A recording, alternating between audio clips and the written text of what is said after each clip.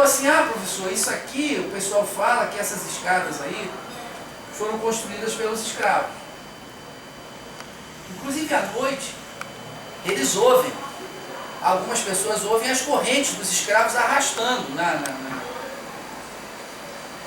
Essa é a história 1. Calma que ela não terminou. Aí vai para a história 2. Acari. História 2. Acari, a ocupação de Acari, da favela de Acari, que na verdade são 4 comunidades, 4 favelas diferentes, uma delas nem é favela, é um posto residencial, ela data da década de 40.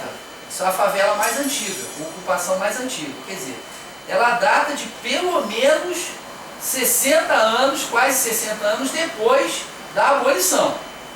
Mas as pessoas em Acari também ouviam as tais correntes arrastando. Quarta, terceira história. Morro Santa Marta. Vou visitar um escritor que me levou lá, o Zé Luiz Rocha. Hoje em dia ele já lançou um livro chamado, acho que é Batom Vermelho, Batom Manchado de Sangue, uma coisa assim, né? Ele me mostra umas construções lá no alto do morro, umas ruínas, e fala, aquilo ali, todo mundo na comunidade diz que foi construído por escravo. Volta à primeira história, Morro da Favela. Eu me aproximo do monumento, olho através da grade e está lá. Este monumento foi erigido pelo prefeito do Distrito Federal, né, no dia tal do ano de 1900, para comemorar, erradamente, segundo os historiadores, mas para mim está tudo certo, se o povo diz, está certo, a entrada do século XX. Então, aquilo que era um monumento à modernidade, e que estava escrito em português e não em grego antigo ou arcaico, era absolutamente ignorado, inclusive por esse líder comunitário que era letrado, né, porque a tradição que associava o morador de favela à escravidão, ela era tão forte nesse imaginário, que qual é o imaginário? O negro não se libertou, né? Nós continuamos oprimidos, nós continuamos escravizados. Quem é o nosso ancestral? Pela questão racial e pela questão da condição econômica, da condição social, do preconceito que você sofre, do estigma que você sofre. Nosso antepassado é o escravo. Daí para você começar a ouvir a corrente arrastando, né,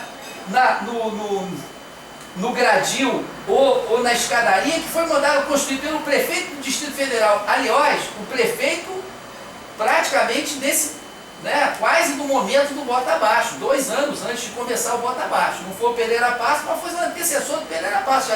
Já estava naquele clima de bota abaixo, aquele clima de modernidade, e as pessoas apontando. Então é interessante que algumas tradições rurais, até do sul, por exemplo, essa senhora que me contou a história lá em Acari, eu tenho a gravação das correntes arrastando, não, Marco, de vez em quando eu ouço as correntes arrastando, aí bate na parede da meu barraco, que não é barraco, é uma casa.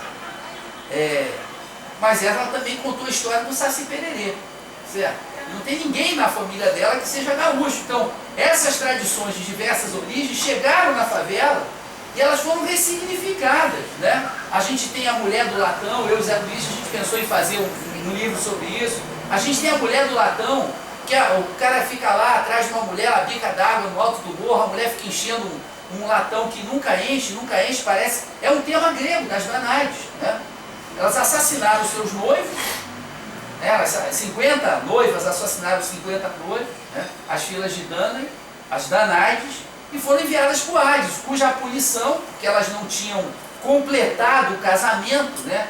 Elas não tinham chegado até o final do casamento, então a punição delas era ficar eternamente enchendo um vaso furado, que nunca enchia, obviamente, né? Porque, digamos assim, o vaso delas nunca foi cheio, né? Pelo que seria o casamento. Eu estou falando em termos estritamente gregos, elas nunca foram semeadas, né, como a terra a qual a mulher era comparada. Então você vai ver o tema das Danaides no alto do morro, Santa Marta. O cara contando, aí o sujeito vai reclamar com a mulher. Aí a mulher roga uma praga para ele, some. A mulher que ele nunca tinha visto ali no alto do morro. O alto do morro é uma micro-região da favela, então, portanto, é uma região que ele deveria conhecer todo mundo. Ninguém podendo abastecer lá embaixo do morro, vai subir o morro para abastecer de água lá em cima, não é isso? E aí o que acontece? O filho do cara morre. Nessa história que é contada. Depois da mulher do latão rogar uma praga para ele. Então é interessante como esses mecanismos da tradição oral, Eles não respeitam tempo, espaço, não respeitam se você é africano, se você é grego, se você é brasileiro, se você é nacionalista, se você não é, se você é repentista, se você é pajador, se você é cantor de rap, né? A gente poderia se perguntar se não é, são temas, aí já entramos num campo muito perigoso, da imaginação humana diante de determinadas situações, né? Que são colocadas pela própria nossa própria condição, que pode mudar historicamente, pode mudar culturalmente, mas tem algumas coisas que estão eternamente colocadas aí, né? A juventude, a velhice, o amor, a morte, que são apropriadas de formas diferentes, em culturas diferentes, mas que são questões que estão colocadas. Daí, talvez, a capacidade que tem um Guimarães Rosa, né, de colocar lado a lado discussões filosóficas do mais alto nível, que ele coloca o sertanejo. Mas ele está certo, porque o sertanejo é capaz de fazer essa discussão filosófica. Para dar um exemplo só para fechar, onde a gente absolutamente pensa que possa haver uma discussão filosófica. Imagina, mesa de bar, ótimo, boteco, ótimo, mas imagina, uma mesa redonda de final de domingo de futebol não pode ter discussão filosófica. Mas tem, eu provo, eu vi uma delas, né? Era uma discussão, tá bom, era uma boa mesa redonda, não era domingo, era segunda e era da ESPN, era uma boa discussão, mas eles não achavam que estavam fazendo discussão filosófica, e estavam. Qual era a discussão que eles faziam? Eles diziam o seguinte, olha só, é válido que o nosso jogador, o jogador do seu time, engane o juiz? Isso faz parte do jogo? Quer dizer, faz parte do jogo tentar enganar a arbitragem, fazer um gol de mão, fazer um passe de mão, empurrar o adversário? É válido? Se o meu time vence, eu devo comemorar ou não devo comemorar? E aí eles se dividiram, né? Ora, era a questão ética, como você está colocando, e isso era... E aí um deles perguntava, um deles dizia, se o juiz não viu, tá tudo bem. A minha irmã Ora, fala isso. A minha mãe compete pela rural. Ela sempre fala isso. Pois se é. o juiz não viu, mas sabe essa não discussão falta. é platônica, porque Platão, na República, ele para discutir a ética, ele imagina a seguinte situação, você é invisível. Você é invisível. Ninguém pode te tocar. Você pode caminhar por onde você quiser, você pode fazer o que você quiser. Se você quiser, desculpa, Rafael, dá um peteleco no orelho do Rafael, você dá. Se você quiser roubar o meu pandeiro ou tocar o meu pandeiro, você toca. Se você quiser ir lá beijar a Fábio, você beija. Você pode fazer o que você quiser. E aí o Platão se pergunta, e aí? Se o homem tivesse essa liberdade, ele ia efetivamente fazer o bem? É a grande pergunta. Que é uma pergunta que depois vai ser repetida pela ciência política, pelo Hobbes. Quer dizer, como é que eu vou fazer, pelo direito, como é que eu vou fazer o homem cumprir a lei? Vai ter que ser na base da punição, vai ter que ser na base do estímulo, vai ter que ser na base do controle, da fiscalização, da multa. Aqueles caras, na mesa redonda, estavam discutindo uma questão ética colocada, pelo que eu saiba, que aí eu não conheço, da Índia, da China, do Japão, minha ignorância é absurda, mas colocada pela primeira vez por Platão, porque estavam, aquilo o juiz não viu, equivale à invisibilidade da personagem inventada por Platão. Então é incrível como a gente acha que a academia ela é dona das questões humanas. A academia é dona dos seus muros. A academia é aquela música do Cazuza, né? Sentado na sala. Como é que é aquela música? Sentado esperando a morte chegar, olhando a televisão?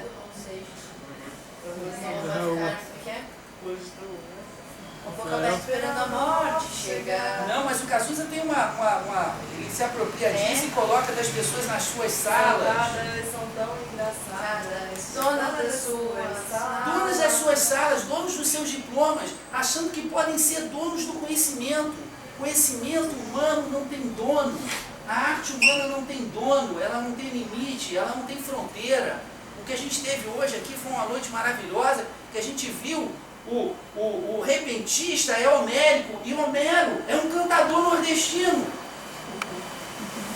E o sertanejo é um filósofo. Na tradição, inclusive, da poética nordestina, desculpa, tem a tradição muito forte da figura do cego cantador, inclusive, né? O Isso é uma tradição forte, seja ele violeiro, tocador de rabeca, tocador de qualquer coisa, mas nessa poética que não é brasileiro isso, né? Que remete ao Tiresias, claro. Que remete ao Édipo.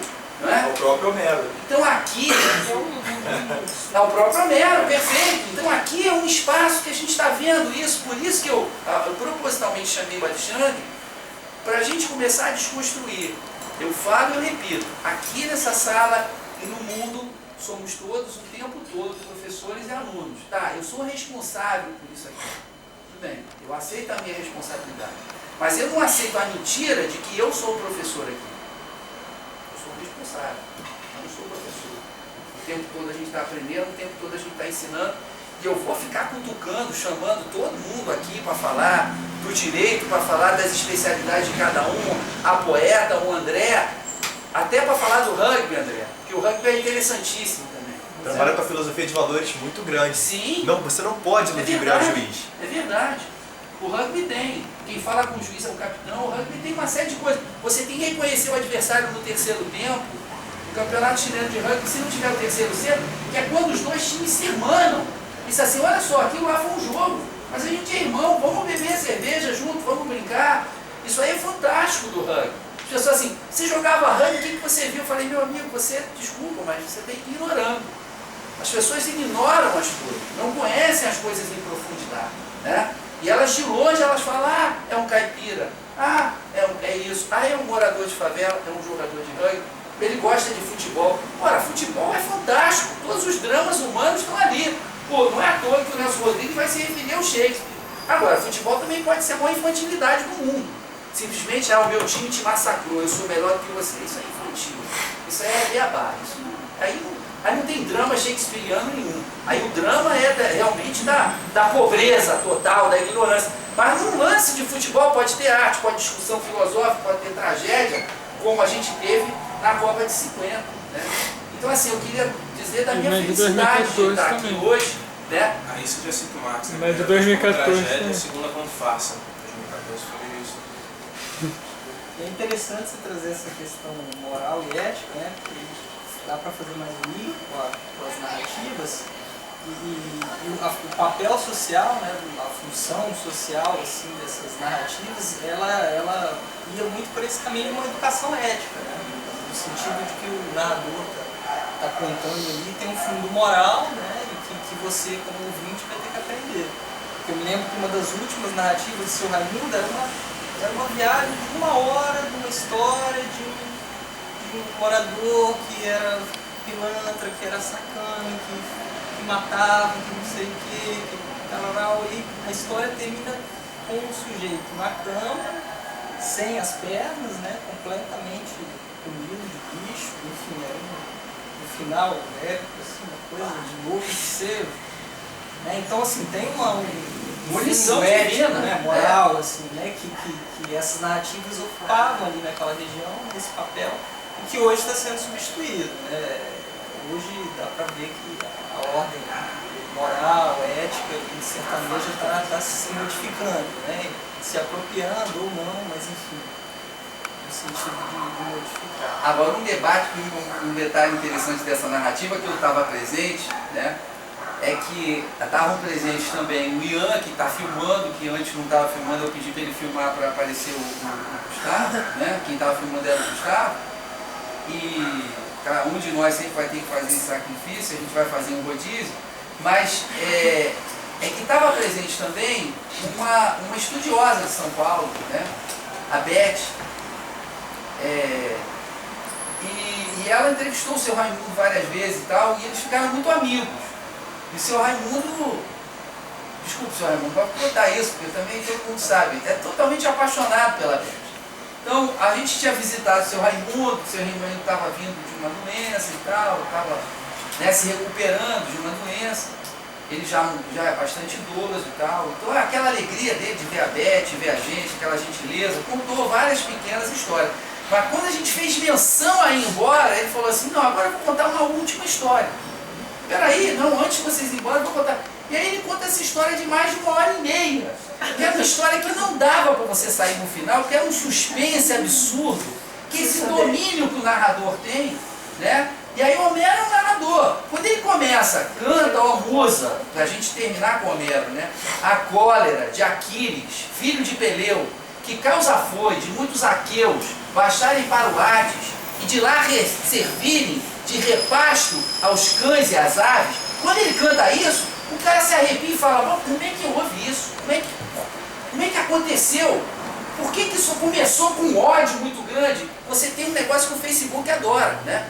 Eu, por exemplo, se eu coloco alguma coisa que para mim não é de ódio, mas se eu coloco alguma coisa polêmica no Facebook, 300 mil curtidas.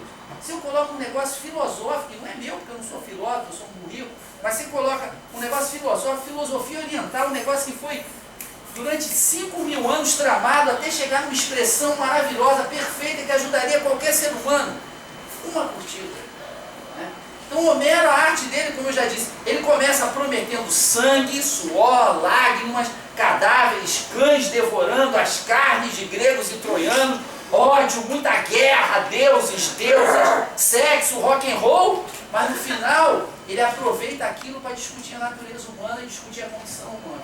Isso é Homero, por isso nós estamos aqui no curso livre de Grécia Antiga e nós terminamos hoje aqui, semana que vem tem mais, se os deuses forem bons. Alexandre, um namastê tudo especial para você hoje, foi sensacional o seu panorama que você fez da riqueza dessa poesia. E outros se preparem, Fábio, Carolina, Rafael, Maian, André, Juliana, Ian, porque eu vou chamar para essa roda de conversa, né, para a gente enriquecer mais ainda. Alexandre, muito obrigado. Né, as palmas são para você.